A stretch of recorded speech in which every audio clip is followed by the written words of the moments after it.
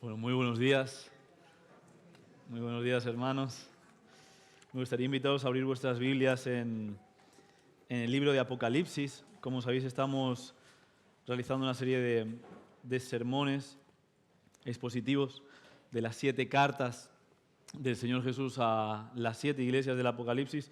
Y querría que abrierais vuestras Biblias, por favor, en Apocalipsis capítulo 3. Vamos a dar lectura a la iglesia, al mensaje del Señor a la iglesia de Sardis. Si lo tenéis en vuestras Biblias, vamos a leer juntos. Escribe al ángel de la iglesia de Sardis, el que tiene los 7 espíritus de Dios y las 7 estrellas, dice esto: yo conozco tus obras y sé que tienes fama de estar vivo, pero en realidad estás muerto. Mantente alerta y reaviva las otras cosas que están a punto de morir. Pues he hallado que tus obras no son perfectas delante de Dios. Acuérdate, pues, de lo que has recibido y oído. Cúmplelo y arrepiéntete. Pues si no estás alerta, cuando menos lo esperes, vendré como un ladrón, y no sabrás a qué hora vendré sobre ti. Pero tienes unas pocas personas en Sardis que no han manchado sus vestiduras y andarán conmigo vestidos de blanco, porque son dignas. El vencedor será vestido con vestiduras blancas. No borraré su nombre del libro de la vida, y confesaré su nombre delante de mi Padre y delante de sus ángeles. El que tenga oídos, que oiga lo que el Espíritu dice a las iglesias. Os invito a que podamos orar juntos. Señor, ante tu palabra, anhelamos que tu Espíritu Santo haga la obra en cada uno de nuestros corazones. Podamos recibirla, acogerla en nuestras vidas. Y pedimos en tu nombre que dé fruto, Señor. Haya en nosotros corazones receptivos a oír y poner en práctica tu palabra. En el nombre de Jesús. Amén. Las iglesias no flotan en el aire. Están situadas en la tierra, en la historia, están influenciadas por su contexto, por su cultura, por aquello que está a su alrededor. Las iglesias del libro del Apocalipsis tampoco flotaban en el aire. Estaban definidas o influenciadas de alguna manera por el contexto en el cual se encontraban. Había una cosmovisión que les decía de dónde venían, quiénes eran y a dónde iban. Tu vida y mi vida tampoco flota en el aire. Hay una serie de circunstancias, una educación, una cultura, una realidad que nos rodea a cada uno de nosotros y nos, de alguna forma, condiciona. ¿De dónde venimos? ¿Quiénes somos? ¿A dónde vamos? Esta carta se dirige a la iglesia más importante de las 7 iglesias del Apocalipsis. La ciudad de Sardis era una ciudad reconocida, una ciudad prestigiosa. Homero, el gran escritor de la literatura griega, cantaba sus glorias y alababa y ensalzaba a la ciudad de Sardis. Tenía fama de ser una ciudad invencible. Estaba situada al lado de un precipicio, y el precipicio hacía como de un muro para la ciudad. Era una ciudad con una fama tremenda, era invencible, nadie podía sitiarla.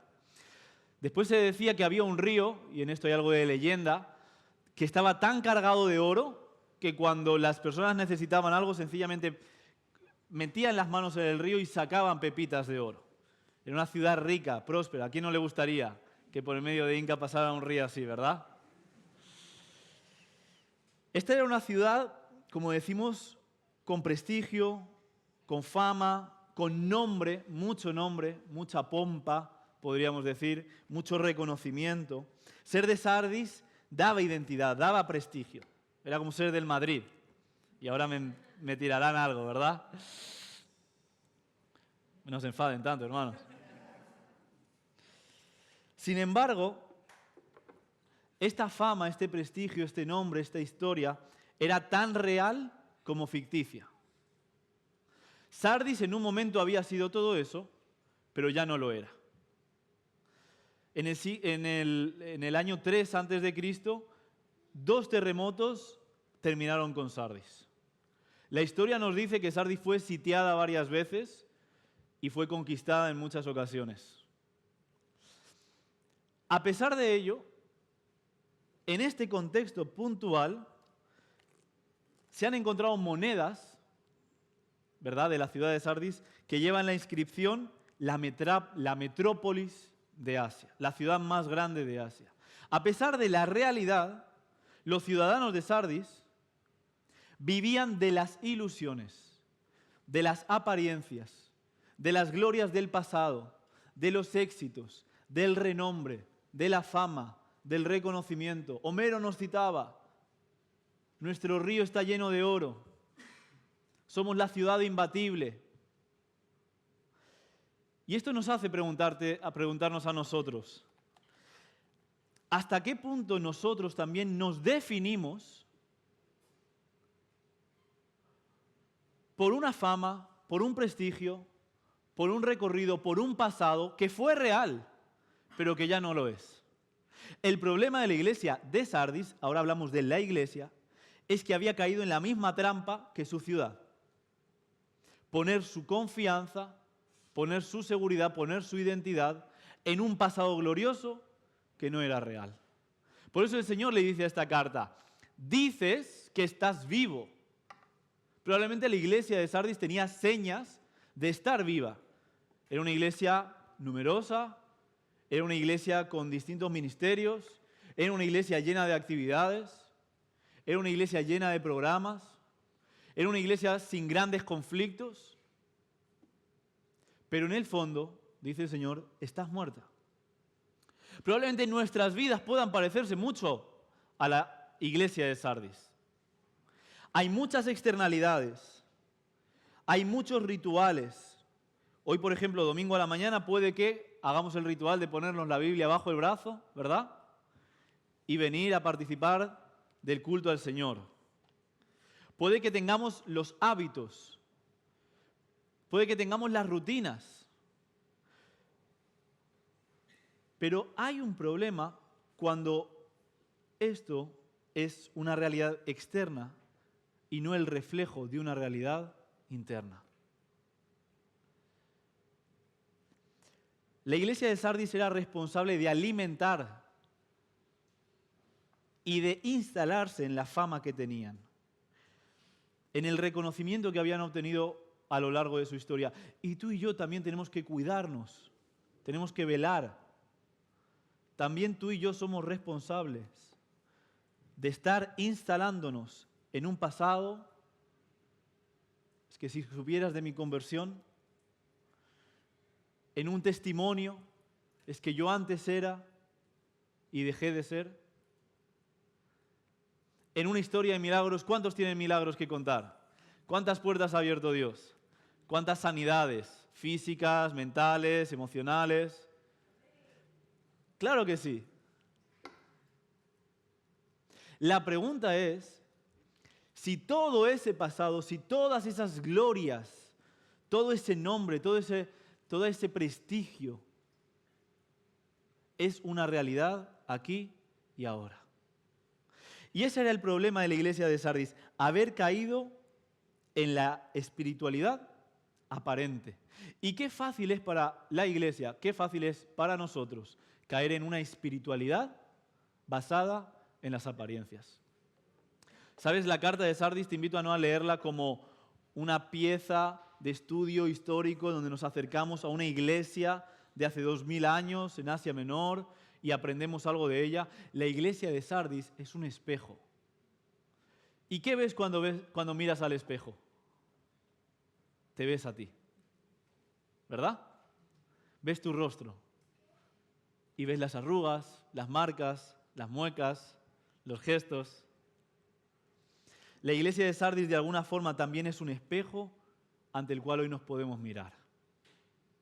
Y muchos de nosotros tenemos que reconocer que también podemos caer en vivir de externalidades, rituales, hábitos que no son el reflejo de una vida interior de comunión con el Señor Jesús.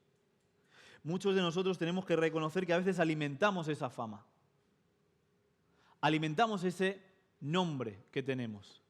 Y somos conscientes en el interior de que no se corresponde con la realidad. Te invito y me invito a mí, que hoy permitamos que el Espíritu Santo haga un diagnóstico de nuestro estado espiritual. Y para eso es necesario vulnerabilidad.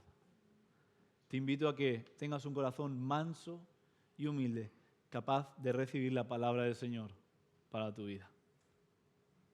Y me invito también a mí a ello.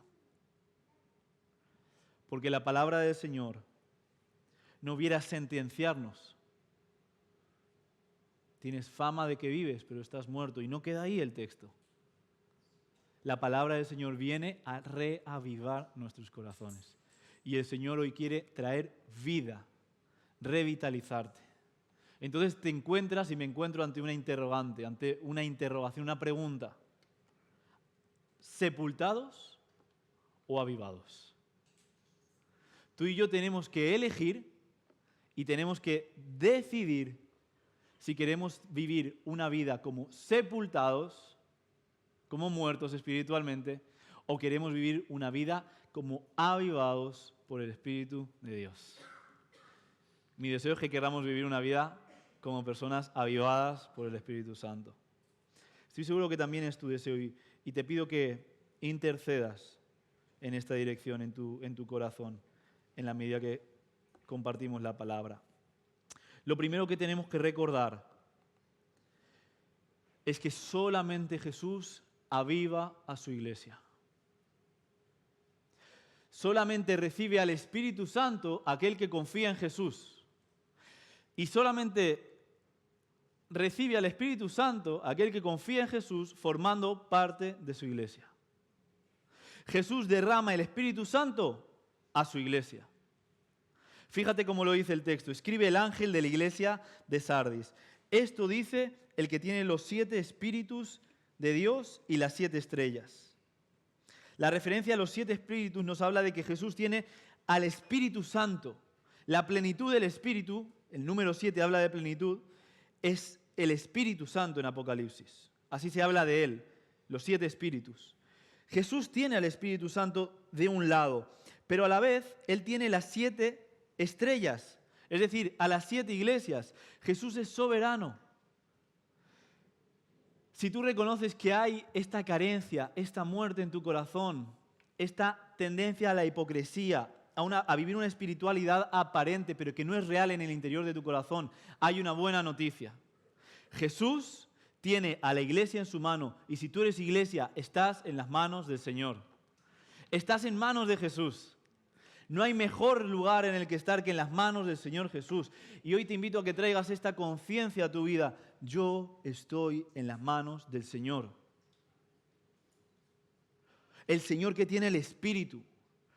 Aquella situación que yo no puedo remediar, aquella apatía, aquella desgana, aquella tristeza que yo ya he intentado resolver con acciones, con pensamiento positivo, con actitud positiva, que no consigo solventar. Solamente el Espíritu de Dios puede traer vida. Y esa es la primera buena noticia sobre tu vida en esta mañana. Si hay muerte en ti, pero reconoces a Jesús, recibes al Espíritu Santo. Te invito a leer Gálatas 3 para profundizar en esto. Pero recibimos al Espíritu Santo siempre que nos sepamos parte de la iglesia de Cristo. Solo puedo recibir esa vida siendo iglesia, formando parte de la iglesia, porque Cristo lo que edifica en el mundo es su iglesia. Entonces esta es la primera buena noticia para nosotros. Sardis era iglesia, con sus limitaciones, con sus hipocresías. Nosotros somos iglesia, con nuestros puntos débiles, con nuestras flaquezas, pero somos iglesia. Y estamos en manos del Señor. Y la vida que Él nos da es la vida misma de Dios, de aquellos que forman parte de su pueblo. Entonces esta es una buena noticia para nosotros en esta mañana, si reconocemos que hay hipocresía en nosotros, que hay una espiritualidad aparente. Tenemos a quien acudir. el Señor Jesús derrama el Espíritu Santo en esta mañana sobre su iglesia. A la vez el Señor Jesús conoce tus obras. El versículo 2 dice, conozco tus obras, tienes fama de estar vivo, pero en realidad estás muerto. El Señor conoce el corazón del ser humano. Tú puedes mostrarte a los demás de una forma aparente, no real. Todo el mundo conocía a Sardis por su apariencia, no por su realidad. Y la iglesia de Sardis se presentaba ante las demás iglesias por su apariencia y no por su realidad. Por eso el Señor le dice, tienes nombre. Y yo te hago esta pregunta, ¿de qué tienes nombre tú? ¿De qué tienes fama? ¿Por qué te conocen los demás?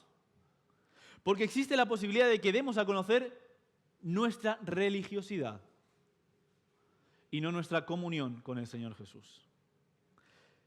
Puede que corramos el riesgo tú y yo de mostrar una realidad que no es. De mostrar apariencias, pero no de mostrar nuestro corazón.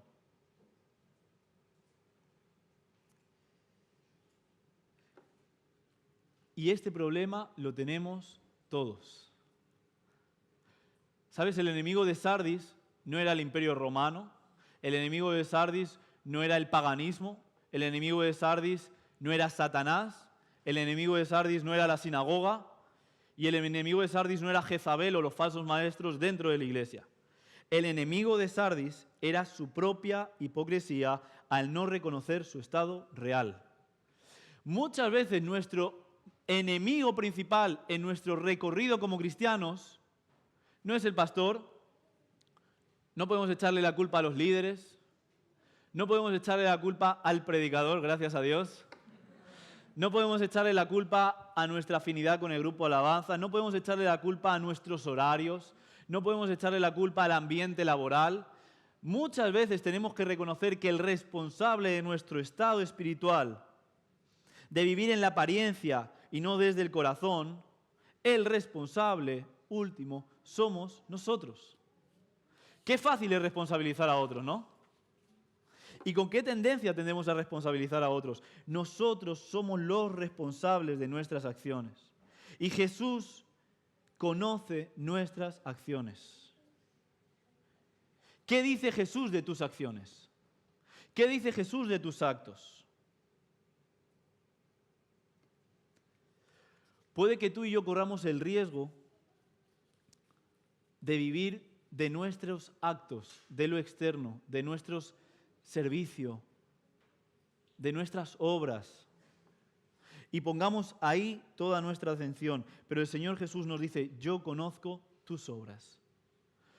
Podríamos hacer un ejercicio. Imagina todo lo que has hecho en la última semana. Recuérdalo.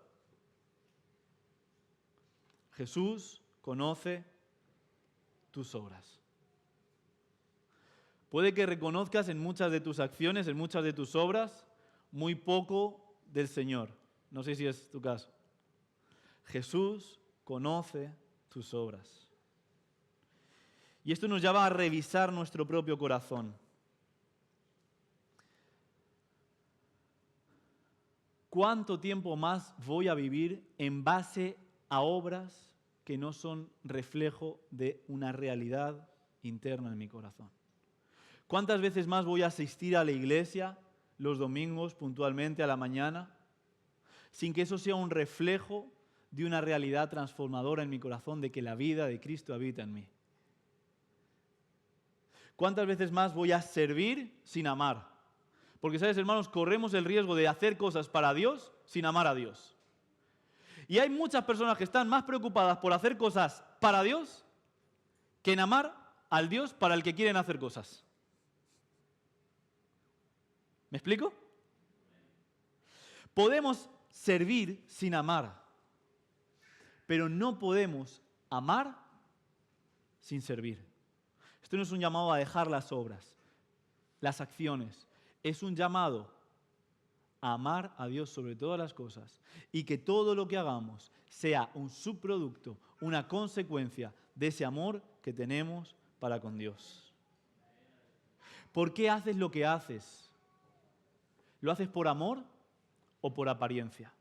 ¿Lo haces de forma genuina o por figurar? Y este es un llamado para todos, tal vez para los más jóvenes, los adolescentes, las personas que se han criado en la iglesia, que vienen a la iglesia, forman parte y a lo mejor lo hacen de una forma rutinaria. Hoy es un día para reflexionar. ¿Por qué hago lo que hago? ¿No habrá llegado el momento de hacerlo por amar a Dios? Pero también es una llamada a las personas más mayores. ¿Cuántas personas son cristianos de segunda generación? Sus padres eran cristianos. Algunos de nosotros. ¿Y cuántos son cristianos desde hace décadas? Una década. Varios, ¿no?, de nosotros. También corremos el riesgo de practicar el cristianismo, de vivir una vida cristiana sin tener un corazón rendido al Señor Jesús. Y al Señor Jesús lo que le interesa no son nuestras obras. Él conoce nuestras obras. Al Señor Jesús lo que le interesa es nuestro corazón, la calidad de nuestra relación con Él. Hoy estás invitado a rendirte al Señor Jesús en tu corazón una vez más. ¿Cómo vivir? ¿Cómo actuar? ¿Cómo poner esto en práctica? El Señor Jesús nos invita a despertarnos, a reconocer nuestra realidad y a ser consecuentes. Fíjate lo que dice el versículo 2. Despierta. Y aquí hay algunos verbos fascinantes. Reaviva lo que es rescatable, pues no he encontrado que tus obras sean completas delante de mí. Así que recuerda lo que has recibido y oído. Obedécelo y arrepiéntete. Si no te mantienes despierto, cuando menos lo esperes, caeré sobre ti como un ladrón. Lo primero que tenemos que hacer cuando escuchamos esta palabra es despertarnos. ¿Cuántos estamos durmiendo aquí? No digo que haya algún hermano así cabeceando porque ha hecho un turno de noche. Espiritualmente hablando, ¿cuántos estamos despiertos y cuántos ante la escucha de esta palabra estamos dormidos? Nos va a pasar como aquel que, escuchando a Pablo, se durmió y se cayó, ¿verdad? ¿Cuántos espiritualmente no estamos en esta situación dramática de estar despiertos biológicamente, pero espiritualmente dormidos? Por eso el Señor dice, despierta. Esto sucedía cuando llegaban las vacaciones, ¿no? Y aparentemente podías dormir un poco más, pero si tenías un padre como el mío, decía, nada de eso. Despiértese. Ahora bien, para despertarse hay que no solamente abrir los ojos, porque es muy fácil despertarse y volver a dormir, ¿no? Sino mantenerse despierto, levantarse de la cama, salir de esa situación de confort. Y la iglesia de Sardis sabía muy bien cuáles eran los peligros de dormir. ¿Sabes? Esta iglesia que tenía fama de no haber sido conquistada nunca, había sido conquistada en 2 ocasiones. Y ya te doy la pista. ¿Cómo había sido conquistada? De noche. ¿Por culpa de quién había sido conquistada? De los guardias, que se habían dormido. Y habían invadido la ciudad en 2 ocasiones, habían abierto las puertas y así había caído la ciudad de Sardis en 2 ocasiones porque el ejército había entrado con todo. ¿Cuántas veces en nuestra vida el enemigo, el diablo, puede afectar, el mundo nos puede influir, podemos caer bajo los deseos de nuestra carne, nuestros deseos naturales? La carne no hace referencia únicamente al ámbito de la sexualidad, los deseos de nuestra naturaleza baja. ¿Cuántas veces podemos caer a ello por no mantenernos despiertos? La actitud de un cristiano es una actitud vigilante, atenta, no paranoica, no ansiosa, pero sí vigilante, madura, serena, despierta, atenta a los peligros que nos acechan. Si nosotros queremos tener un corazón vivo, lleno del Espíritu Santo, debemos velar precisamente para que nuestro corazón siempre esté siendo lleno del Espíritu Santo. Lo necesitamos como al respirar. ¿Quién lleva sin respirar un minuto aquí? Nadie, ¿verdad? Pues del mismo modo que no se nos ocurre no respirar por un minuto, nosotros espiritualmente tendríamos que estar en esta actitud de inhalar constantemente, de recibir al Espíritu Santo, de reconocer su lugar. Y esto es mantenernos en vilo, esto es mantenernos despiertos. En segundo lugar, otro verbo que se conjuga aquí es reaviva. A la iglesia de Éfeso el Señor le dice, recuerda también. Esto lo vamos a ver ahora. Obedece y arrepiéntete, pero en este momento reaviva. ¿Quién ha usado un brasero en algún momento de su vida? Tal vez hace unos años, ¿verdad? Cuando parece que no hay brasa ya, se metía un palito, ¿no? Me parece, y se reavivaba la poca brasita que había y el fuego volvía a aparecer. Hermano, hermana, si tú has sido tocado por el Espíritu Santo, el Señor ya ha llegado a tu vida. Tenemos nosotros la responsabilidad de reavivar. Y uno podría decir, pero si el avivamiento viene del Señor, desde luego que lo hace, viene de su Espíritu. Pero nuestra actitud es la de estar receptivos, de cuidar esas brasas, de prestar atención al Espíritu Santo que constantemente va soplando en nosotros, va soplando en nosotros. Reaviva, reaviva. Lo que es rescatable, aún hay algo rescatable en nosotros. Eso debemos reavivar. El Señor dice, no he encontrado que tus obras sean completas delante de mi Dios. Probablemente porque la iglesia empezaba muchos proyectos impulsada por su propio espíritu, por sus ganas. Era una iglesia llena de entusiasmo, muy sentimental. ¿Cuántas obras hemos empezado y no hemos acabado? No hay que levantar la mano, ¿verdad? Todas esas obras que hemos empezado y no hemos acabado eran obras impulsadas por nuestros deseos buenos, respetables, genuinos, pero no por el Espíritu Santo de Dios. O si el Espíritu Santo empezó a insuflarlas como un velero, ¿verdad?, que se llena de aire y es impulsado por el viento, en algún momento dejó de hacerlo, tal vez por nuestra responsabilidad, y hemos sido nosotros los que no hemos terminado esas obras. Necesitamos estar reavivados para poder realizar obras agradables a Dios. Y si nuestras obras no son reflejo de nuestra intimidad, son obras que durarán un día, 2 días, 3 días, se agotarán. Durarán tanto como tu energía y tu emoción, como tu deseo. Necesitamos ser reavivados por el Espíritu Santo. Despierta, hermano. Reaviva y recuerda. ¿Recuerda qué? Recuerda lo que has recibido. Recuerda lo que has oído. El Evangelio ya ha sido predicado a tu vida. Esta no es la primera vez probablemente que se predica el Evangelio. Que te hablan de Jesús, que te hablan de su muerte, que te hablan de su resurrección. En los momentos difíciles de la vida, en los momentos críticos de la vida, donde empieces a poner más tu atención en las obras, en lo externo, y no en que nazca todo lo que haces de una intimidad, de una interioridad, de un corazón rendido. La actitud correcta es recordar. Tú y yo solo podemos avanzar recordando lo que el Señor ha hecho. ¿Qué ha hecho el Señor por ti? Eso debes recordarlo constantemente. Porque es lo que te va a permitir mirar hacia adelante. Y actuar en base a lo que Él ha hecho. Él ha hecho una obra completa, plena. No es necesario que se haga algo más. Se trata de creer, de recordar lo que hemos recibido y lo que hemos oído de parte del Señor. Y no se trata solo de recordar. Porque todos lo recordamos, ¿verdad? Todos sabemos lo que el Señor ha hecho por nosotros. El problema es que no lo obedecemos. Ese es nuestro problema, ¿verdad? Lo sabemos, lo recordamos, pero no lo ponemos en práctica. Y el texto lo dice, obedécelo y arrepiéntete. Estos son verbos que tenemos que conjugar en nuestras vidas. Reavivar, despertar, recordar, obedecer y arrepentirnos. Si estos verbos no están habitualmente en nuestras vidas, difícilmente seremos despertados por el Señor, seremos llevados por el Señor, seremos conducidos por el Señor, que es lo que Él quiere hacer en cada uno de nosotros.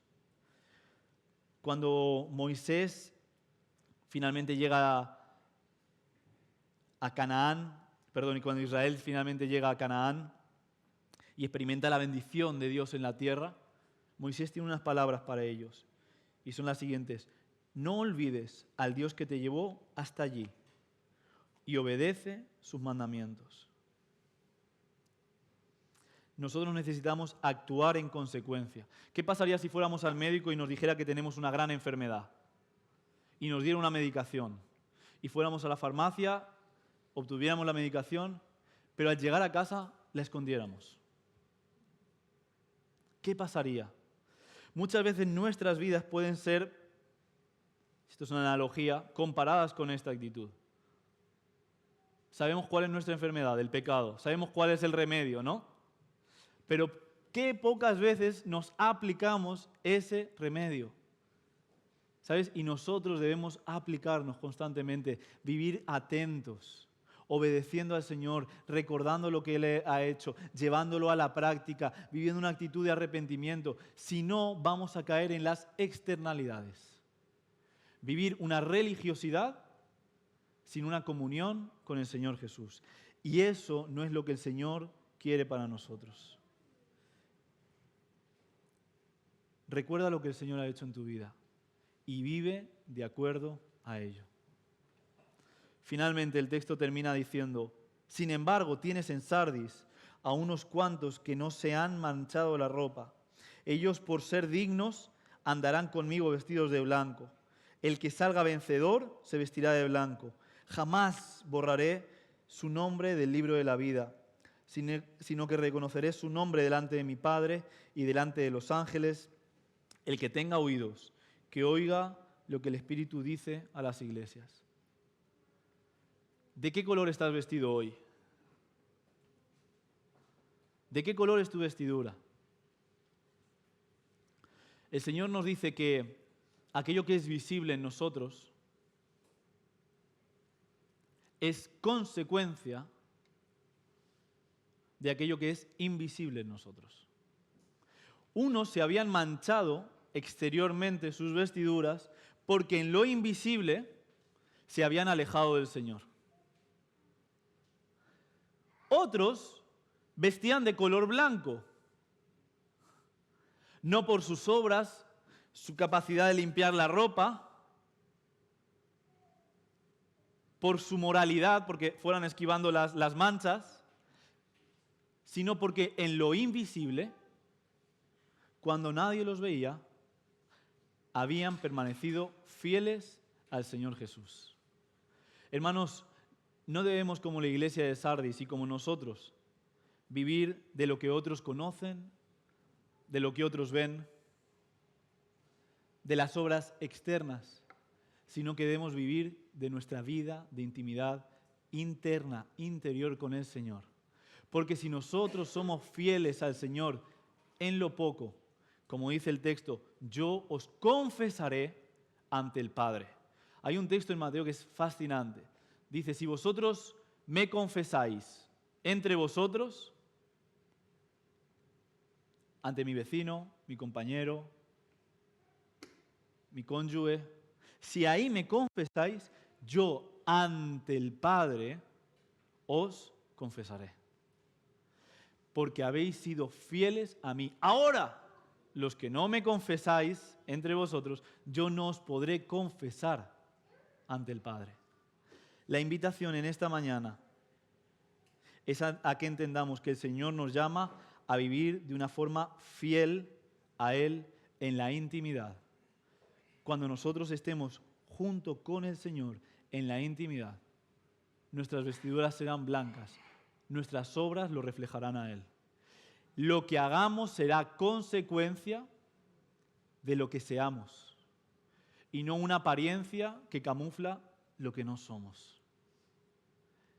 El Señor hoy quiere que su pueblo, tras escuchar su palabra, responda. Hace unos meses estuve en Nueva York y fui a esta famosa iglesia Brooklyn Tabernacle, donde la predicación es un diálogo, ¿verdad? Es una iglesia más de tendencia afroamericana. Entonces el predicador predica y una hermana dice, preach, como predica. Amén. Gloria a Dios. Ante esta palabra hay dos opciones. Escucharla o oírla y ponerla en práctica. Y eso ya no me corresponde a mí. Eso me corresponde a mí y te corresponde a ti. Nos corresponde a cada uno de nosotros obedecer la palabra. Y la palabra es viva y eficaz. En una ocasión los discípulos de Jesús se acercaron frustrados a su maestro porque habían predicado el Evangelio y no habían tenido la respuesta que esperaban. Y Jesús contó la parábola del sembrador. Y con esta parábola está diciendo, el problema no lo tiene la palabra. Hermano, el problema en tu vida, en mi vida, no lo tiene la palabra. La palabra es viva y eficaz. El problema muchas veces está en nuestros corazones. ¿Somos una tierra fértil donde la palabra pueda sembrarse y dar fruto? Mi oración es que así sea. Te invito a que podamos ponernos en pie y vamos a adorar buscando juntos al Señor, reconociendo su grandeza, su soberanía, reconociendo su misericordia, su bondad y valorando la calidad de vida que Él nos quiere dar. Una vida libre de apariencias. Una vida de intimidad con Él. Y que lo que somos sea reflejo de lo que Él hace constantemente en nosotros. Vamos a orar juntos. Señor, agradecemos tu palabra, pero no queremos ser meramente oidores, sino hacedores de ella. Reconocemos que en nuestras vidas, como en la iglesia de Sardis, muchas veces podemos convivir con la hipocresía de vivir una espiritualidad aparente y no real. Por eso hoy queremos reaccionar con determinación, con contundencia, ante tu advertencia de mantenernos vigilantes. Queremos estar despiertos. Queremos velar para que nuestra fidelidad solamente te pertenezca a ti. Queremos recordar lo que tú has hecho en esta mañana, pero no solamente en esta mañana, sino durante nuestro día a día, que nuestra mente está llena de tu recuerdo, que inundes nuestros pensamientos y nos hagas obedientes, hacedores de tu palabra. Perdónanos cuando nos hemos conformado con una apariencia de vida y hemos convivido con la muerte en nuestro interior. Hoy le pedimos a tu Hijo Jesucristo, de donde viene el Espíritu Santo y al que pertenecen los que son parte de la iglesia, que derrame su espíritu de vida sobre cada uno de nosotros. Nos pide fidelidad, Señor, y queremos serte fieles a ti. En el nombre de Jesús.